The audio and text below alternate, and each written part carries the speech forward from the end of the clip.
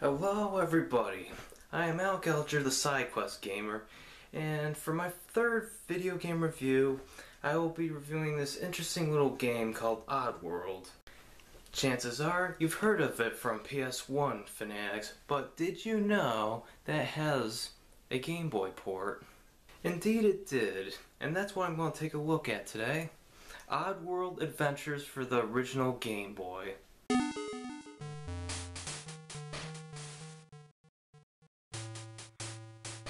For a game in 1998, Oddworld Adventures somewhat replicates its PC and PS1 counterparts. However, the setting and the story highly deviates from its source material. In the PC and PS1 version, the main character you play as, known as Abe, is part of a slave race enslaved by a master race of corporate businessmen, and Abe, being one of their workers, overheard their latest marketing idea: to turn his people, the Mudokons, into the new and tasty Mudokon Pops. So now Abe is on the run so he doesn't get turned into food. So on his quest, he would rescue other fellow Mudokon workers who are oblivious to their new gruesome destiny. And Abe will go through puzzles and deadly obstacles just to save his people and help them escape. The game was fun and clever, and unfortunately, this Game Boy port is the very definition of watered down.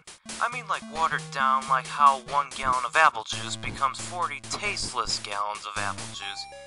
It doesn't look the same nor feel the same. The story is now Abe trying to gain access to a Mudokon temple while on the run from the corporation, which they don't specify as to why, assuming we all know the story.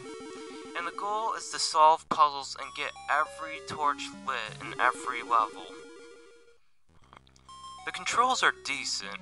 You of course move with the directional buttons and press B to jump. However, if you want to jump over an abyss to the left or right, you have to press left or right simultaneously with B to jump left or right. Hold the up directional button while walking to sneak past sleeping enemies. To get up a ledge, press the jump button and the up directional button. If you want to duck, press the down button on the directional pad and move left or right while ducking to roll, which is mandatory for some areas with a narrow passage that can only be accessed by rolling. When near the rifle-wielding enemies known as Sligs, hold the select button for up to 6 seconds to possess them and take control of them. While possessing them, you can move them left or right and fire their rifle with the B button to take out any other enemies unaware of the possessing that has taken place. Hold select while possessing the enemy to make them self-destruct. Press select while near another Mudokon to interact with them and give them the game speed code given to you by finding and interacting with a bucket-like object with the up button on the directional pad. GameSpeak is taught in the menu screen, but it's basically the directional pad is used for that too. And, of course, press start to pause the game. For a Game Boy game, it sure made use out of all the buttons available. The jump controls are the only problem I really have with the control scheme, since I found myself walking off the edge of a cliff while trying to jump over to the edge on the other side. It gets rather annoying because if you die, you have to start at the beginning of the level. You of course have infinite lives, but it doesn't get rid of that annoyance, especially with bad enemy placement. The gameplay is reminiscent of a certain Prince of Persia for the SNES, except that Prince of Persia didn't have any enemies except for the swordsmen in certain areas of the dungeons. Oddworld Adventures still has the levers that Abe has to pull to gain access to other areas, but like I said, this game is riddled with unfair enemy placement. For example, the level in the door to the right of the left section of the level select room has 2 Sligs that you have to lure into the entrance screen. But sometimes you can't see them, but they see you and they'll appear and fire at you the first chance they get. You have to lure them to your screen so you can possess them and eliminate it and the other Slig, only to go to a screen full of falling rocks and a bat that kills you even when you're ducking. One thing worth noting is that in this port, you don't rescue any Mudokons. None whatsoever, which really makes the game feel like a pixelated obstacle course instead of an escape and rescue type game while overcoming obstacles. Now, as for the graphics, it's 1998, and the game's graphics looks bad even for its time. I am not being harsh when it comes to judging a game's graphics, but there's certain expectations when it comes to video games and their specific time period. In 1992, we got Super Mario Land 2 6 golden coins for the Game Boy.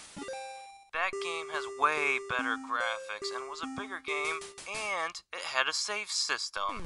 In 1994, we had Donkey Kong, also for the Game Boy, which also had better graphics, longer length, and also a save system. It's 1998, and Oddworld Adventures has bad graphics, can be beaten in under half an hour with a lot of trial and error, but it uses the 5-year outdated password system. There's no doubt that developers were trying to cash in on Oddworld's success on the PS1 and PC. Is the music any good? No. It's boring and unmemorable. I'm trying really hard to remember at least one track from the game, but I can't think of any, which is unfortunate since the PS1 and PC version had some atmospheric music to it. Heck, Resident Evil Gaiden for the Game Boy Color, which is the former black sheep of the series, and I mean former, had that one rocking 8-bit track. Oddworld Adventures just doesn't.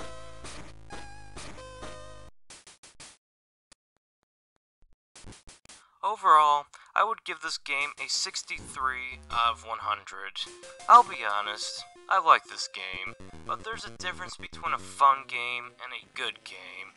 This is a huge disappointment to Oddworld fans, and it structurally isn't great. It's a bad port of a really good game, but not the worst port of a good game. We all know the worst ports of good games are. A 63 is not bad nor good. It's okay, and I'm not the only one who kind of likes it. But if you're an Oddworld fan, then it's hit or miss. But check it out if it's like 89 cents at a bargain bin. If you want the real Oddworld experience, then go buy Oddworld Abe's Odyssey on Steam if it's available, or buy it used.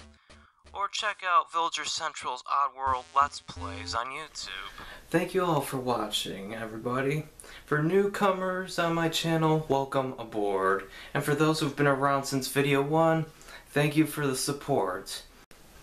And thank you, Bent Pixels Vultra Network, for the great partnership. For the next 3 years, an estimated amount of 150 video game reviews will be out, as well as numerous top 10s and vlogs I plan on doing. Thank you all for watching. This is the SideQuest Gamer wishing you a great day. See you all next week.